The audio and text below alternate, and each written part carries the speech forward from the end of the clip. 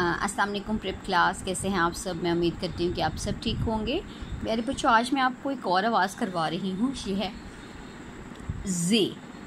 पहले हमने जाल पढ़ा था, अब ये जो आवाज़ है ये है जे, लेकिन इनकी आवाज़ में बिल्कुल थोड़ा सा ही फ़र्क है। ठीक है, जे जे ज जंजीर, ज़ुबान, ज र द जर्द, ब आ बा ज बाज, ज र जर द ईदी जर्दी, ब आ बा ज उजू बाजू, पास आओ ज़ुबान से बोलो।